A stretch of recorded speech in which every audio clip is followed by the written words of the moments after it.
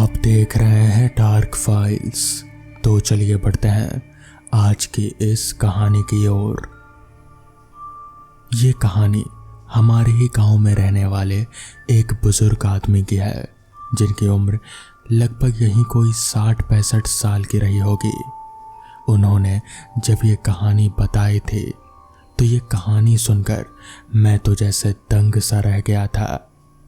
तो चलिए बढ़ते हैं उन्हीं की ये कहानी, उन्हीं की जुबानी।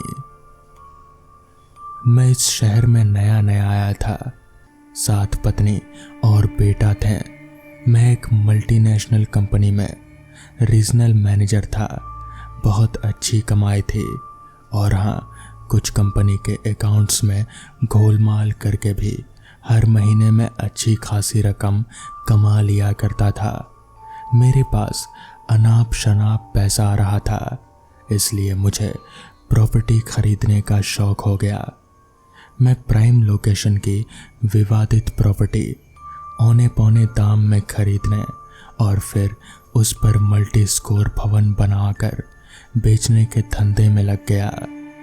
एक दिन मुझे एक ब्रोकर ने एक हवेली नुमा मकान का पता बताया। मैंने जानकारी ली तो पता चला कि वो किसी पुराने रईस खानदान का विवादित मकान है, जो कि उनके वारिसों के बीच चल रहे विवाद की वजह से वीरान पड़ा है। मैंने और जानकारी इकट्ठा की तो पता चला अधिकांश वारिस स्वर्ग सिधार गए हैं और अब सिर्फ एक आदमी ही बचा है जो विदेश में बस गया है और यहाँ किसी परिचित को पावर ऑफ अटर्नी दे गया है। मैंने उस आदमी को भी ढूंढ लिया। उससे मिलकर मैंने इस हवेली का सौदा पक्का कर लिया और एडवांस भी दे दिया। इस बीच मुझे किसी व्यापारी ने बताया कि वो संपत्ति सिर्फ विवादित ही नहीं बल्कि शापित भी है और उसे खरीदने या उसमें रहने वाले परिवार तबाह हो जाते हैं। मैंने इस बात की परवाह नहीं की और उसे खरीद लिया। जब उसकी साफ सफाई करवाई तो मुझे एक पुराना अखबार मिला जिसमें उस हवेली की तस्वीर के साथ एक समाचार छपा था और लगभग 3 दशक पहले उस हवेली में रहने वाले परिवार का सर्वनाश हो गया था और लोगों में ये अफवाह फैल गई कि वो शापित जगह है। मैंने उस अखबार को फाड़ कर फेंक दिया और घर वालों को जब इस हवेली को दिखाया तो मेरी पत्नी और मेरे बेटे को ये जगह बहुत पसंद आई। उन लोगों ने यहीं रहने का फैसला कर लिया। इसलिए मैंने अपनी ज़रूरत के मुताबिक उस हवेली का अंदर से पूरा काया पलट करवा दिया, मगर बाहरी हिस्से को हेरिटेज की तरह ही बिल्कुल वैसे ही रहने दिया। कुछ दिन बड़े आराम से गुजरे। लगभग साल गुजरने को आया। मेरे मन का डर भी अब दूर हो चला था। अचानक एक दिन मेरा बेटा कॉलेज से दोपहर में असमय घर लौटा और आते ही उल्टियां करने लगा। पत्नी ने घर पर उपलब्ध दवाई उसे दी, मगर उसकी उल्टियां बंद ही नहीं हो रही थी। पत्नी ने घबराकर मुझे ऑफिस में फ़ोन लगाया, मगर मैं एक ज़रूरी मीटिंग में था और फ़ोन साइलेंट था तो मैं उठा नहीं पाया। पत्नी किसी तरह टैक्सी बुलाकर बेटे को अस्पताल ले पहुंची और वहां डॉक्टर ने चेकअप करके उसे इमरजेंसी वार्ड में एडमिट कर दिया। उसका इलाज चालू हो गया। मीटिंग से फुर्सत होकर मैंने फ़ोन चेक किया और पत्नी के 8-10 मिस कॉल देखकर मैंने घबरा कर उसे फ़ोन लगाया। उसने सब हाल बताया और मैं तुरंत अस्पताल पहुंच गया। वहां बेटे की उल्टियां अब बंद हो गई थी, मगर डॉक्टर ने एहतियातन उसे आज रात एडमिट रखकर सुबह छोड़ने को कहा तो हम दोनों भी सहमत हो गए। अगले दिन हम बेटे को डिस्चार्ज करवाकर घर लौटे। 2 दिन वो आराम करता रहा। तीसरे दिन उसने कॉलेज जाने की जिद की। उसकी माँ ने उसे समझाना चाहा, मगर वो माना ही नहीं और अपनी बाइक लेकर निकल गया। मगर उस दिन भी उसे वैसे ही उल्टियां शुरू हो गई और वो किसी तरह घर पहुंचा। घर आते आते उसकी हालत खराब हो चुकी थी। मेरी पत्नी उसे तुरंत ही अस्पताल ले गई। डॉक्टर ने फिर से उसे ड्रिप चढ़ाई और दवाइयाँ दे दी। रात तक हालत संभल गई। सुबह डॉक्टर ने कहा शाम तक चेकअप कर लें, सब कुछ ठीक रहा तो डिस्चार्ज दे देंगे। शाम तक उसकी हालत बिल्कुल सही हो गई और हम उसे घर ले आए। हम लोग खाना खाकर देर रात सोने चले गए। आधी रात के बाद लगभग 2 बजे बेटा बड़ी जोर से चीखा। उसकी आवाज़ सुनकर हम पति पत्नी उसके कमरे की ओर भागे तो कमरे की मध्यम सी रोशनी में हमने देखा कि वो बिस्तर पर थर थर काँप रहा था। हमने कमरे की लाइट जलाई और उससे पूछा कि क्या हुआ, तो वो कांपती आवाज़ में बोला, मैं सो रहा था। अचानक कमरे में हलचल सी महसूस हुई। मेरी आंख खुल गई और मैंने देखा कमरे में एक साया घूम रहा था। मैंने हल्की रोशनी में गौर से देखा तो चौंक गया क्योंकि वो एक जले हुए इंसान का डरावना सा चेहरा था। उसकी आंखों की जगह सिर्फ 2 गड्ढे थे और वो मुझे ही देख रहा था। आगे बेटे ने बताया कि उस जले हुए आदमी ने खरखराती सी आवाज़ में उसका नाम लेकर उससे कहा कि ये घर मेरा है, जो मेरे चचेरे भाई ने मुझसे धोखे से छीन लिया और मुझे जलाकर मार डाला। उसने मेरे जले हुए शरीर को इसी कमरे में दफन कर दिया था, इसलिए मैं आज तक यहीं रहता हूँ और कोई भी मेरे मकान पर कब्जा करने आता है तो फिर उसके लिए अच्छा नहीं होता। तुम भी भाग जाओ वरना बहुत बुरा होगा। उसकी बातें सुनकर मेरी पत्नी घबरा गई और मुझसे जिद करने लगी कि हम उस मकान को छोड़ दें, मगर मैं बिल्कुल भी तैयार नहीं हुआ क्योंकि मैंने उस हवेली पर काफ़ी रुपए खर्च कर उसे अपनी तरीके से सजाया था और मैं उसे इस तरह से छोड़ नहीं सकता था। मगर मुझे क्या मालूम था कि मेरी ये जिद है मेरे सर्वनाश का कारण बन जाएगी। किसी तरह भगवान का नाम लेकर माँ बेटे रात भर उसी कमरे में जागते रहे, जबकि मैं अपने बिस्तर में आराम से सो गया था। सुबह हम सभी ने फ्रेश होकर नाश्ता किया। नाश्ते की टेबल पर ही मेरी पत्नी ने फिर इस जगह को छोड़ने की बात उठाई तो मैंने झिड़क कर कहा, तुम भी फालतू बातों से डर रही हो, कुछ नहीं होने वाला। और उसकी बातों को अनसुना कर ऑफिस निकल गया। शाम को मैं लौटा तो चाय लेते हुए पत्नी ने कहा कि उसे बड़ा डर लग रहा है और वो किसी पंडित या जानकार को बुलाकर पूजा पाठ करवाना चाहती है। थोड़ी बहस के बाद मैं मान गया, मगर शर्त रखी कि ये सब मेरे ऑफिस जाने के बाद ही होगा और मेरे ऑफिस आने से पहले ये सब साफ समेट कर दिया जाएगा। वो मान गई और तीसरे दिन उसने सब प्रबंध कर दिया।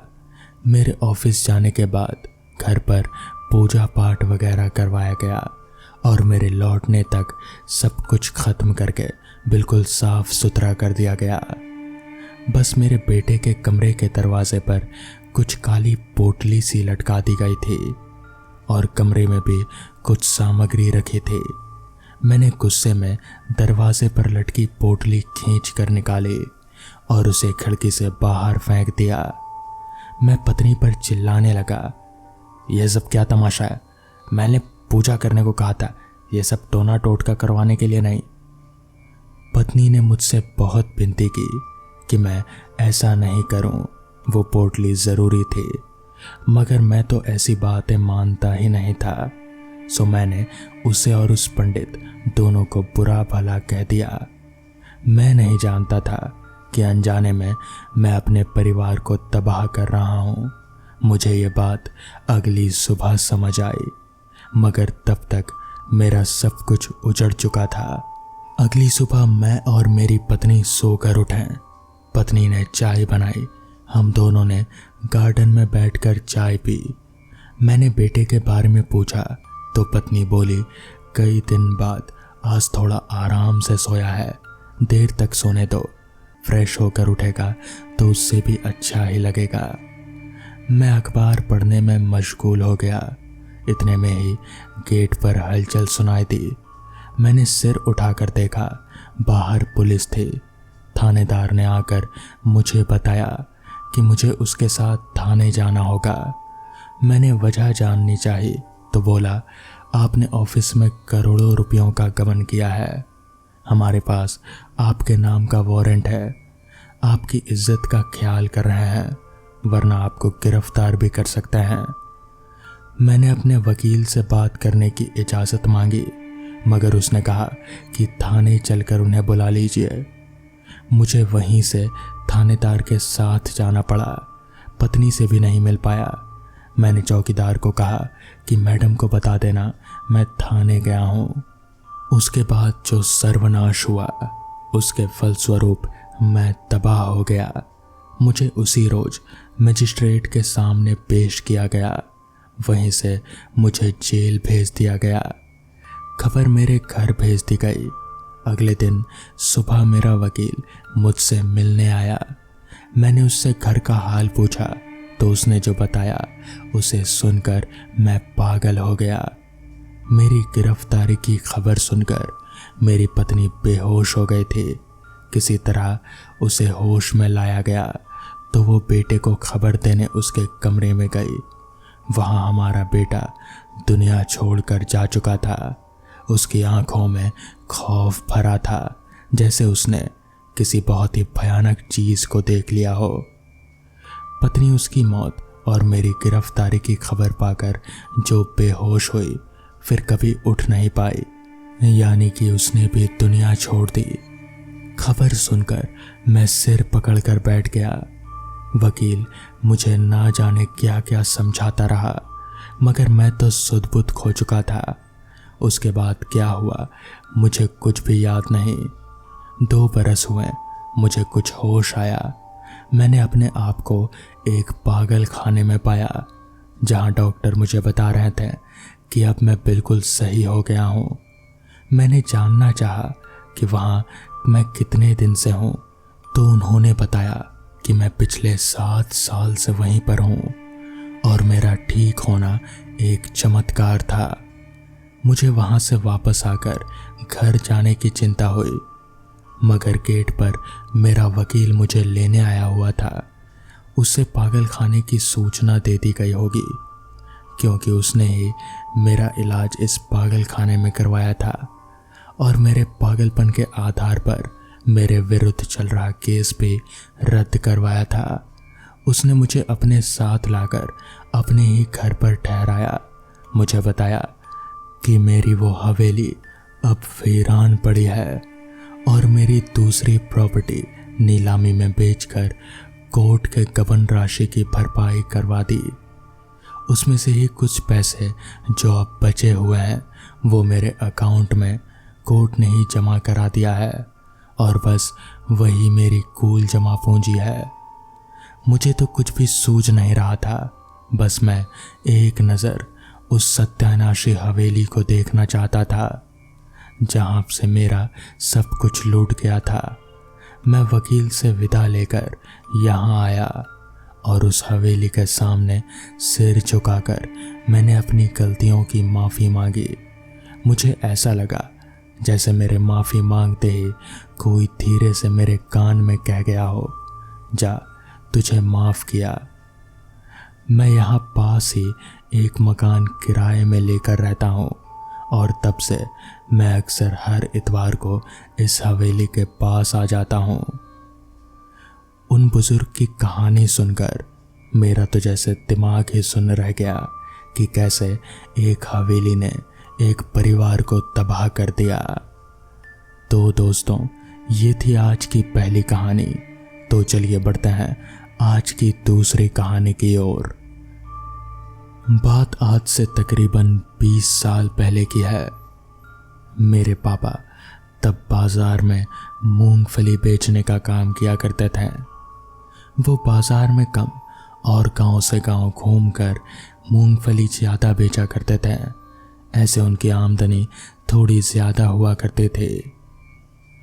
एक रात की बात है, पापा किसी दूसरे गांव में मूंगफली का ठेला लेकर गए हुए थे और वहां से लौटते हुए उन्हें थोड़ी देर हो गई थी। रास्ता थोड़ा सुनसान था, यानी कि जैसा गांव में होता है, जंगल झाड़ियों से भरा पड़ा था। जैसा कि रात काफ़ी हो गई थी, इसलिए उस रास्ते पर दूर दूर तक पापा के अलावा और कोई भी नज़र नहीं आ रहा था।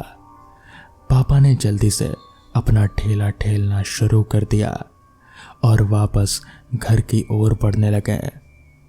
अभी वो घर की ओर आगे बढ़ ही रहे थे कि तभी उस सुनसान रास्ते पर पापा को अपने अलावा किसी और की भी मौजूदगी महसूस होने लगी। उन्होंने नज़र घुमाकर एक बार चारों तरफ देखा, मगर वहां पर उनके अलावा और कोई नहीं था।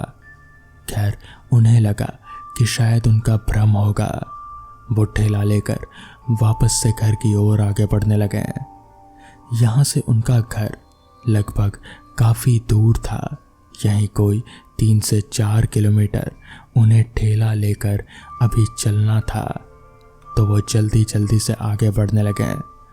अभी वो वापस से आगे बढ़ ही रहे थे कि तभी उन्हें ऐसा महसूस होने लगा कि जैसे कोई उनके पीछे पीछे चल रहा हो, क्योंकि उन्हें अपने कदमों के अलावा किसी और के भी कदमों की आवाज़ आ रहे थे। उन्होंने सोचा कि इस बार तो पक्का कोई है, क्योंकि कदमों की आवाज़ बिल्कुल साफ सुनाई पड़ रहे थे। उन्होंने पीछे पलट कर देखा, मगर पीछे कोई भी नहीं था। वहाँ दूर दूर तक कोई नहीं था, सिर्फ खामोशी और सन्नाटे के अलावा। तभी उन्होंने वापस से सामने की तरफ देखा तो सामने का नज़ारा देखकर वो जैसे दंग रह गए। उनके ठीक सामने एक औरत खड़ी थी। औरत कम वो बूढ़ी ज़्यादा लग रहे थे, थोड़ा झुककर चल रहे थे। उसने पापा से कहा, थोड़ी मूंगफली दो। पापा को उसकी आवाज़ थोड़ी अजीब सी लगी। खैर, उन्होंने थोड़ी मूंगफली एक ठोंगे में भरकर उस बुढ़िया को दे दी और फिर बुढ़िया से कहा, इसके 5 रुपए। तो फिर बुढ़िया ने अपनी पोटली में से 5 का एक सिक्का निकालकर पापा के हाथों में थमा दिया। पापा ने जब उसके हाथों से वो सिक्का लिया तो उन्हें ऐसा महसूस हुआ कि जैसे उस बुढ़िया का हाथ बहुत ज़्यादा ठंडा है, ऐसा कि जैसे बर्फ़ से भी ज़्यादा ठंडा हो। खैर, पापा को लगा कि शायद कोई बात होगी, उन्होंने इस पर ज़्यादा ध्यान नहीं दिया।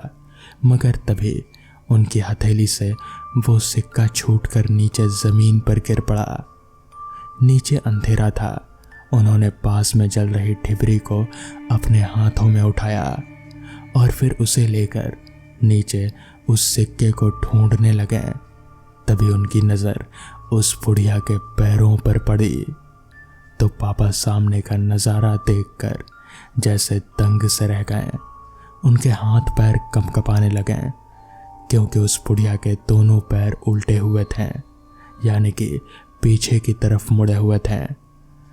पापा की अब हिम्मत नहीं हो रहे थे कि वो वापस से ऊपर उठकर उस बुढ़िया को देख पाते हैं, मगर किसी तरह उन्होंने उसे ये नहीं लगने दिया कि वो जान चुके हैं कि वो कोई इंसान नहीं है। उन्होंने 5 का सिक्का उठाया और वापस से अपनी जेब में डालकर ठेला लेकर आगे बढ़ गए, मगर उन्हें कहीं ना कहीं वो डर खाए जा रहा था। उन्होंने थोड़ा आगे बढ़कर वापस से पीछे घूमकर देखा, मगर अब वहाँ कोई नहीं था। इस बार तो उन्हें पक्का हो गया कि वो बुढ़िया कोई इंसान नहीं थे। उन्होंने अपना जल्दी से ठेला ठेला और फिर घर पहुँच गए। तो दोस्तों, ये थी आज की कहानियाँ। अगर आपको ये कहानियाँ पसंद आई हों तो वीडियो को लाइक और चैनल को सब्सक्राइब करना ना भूलें, तो मैं आपका दोस्त आर्यन जल्द ही मिलूंगा आपसे ऐसी ही नई कहानियों के साथ। तब तक के लिए अपना ख्याल रखें।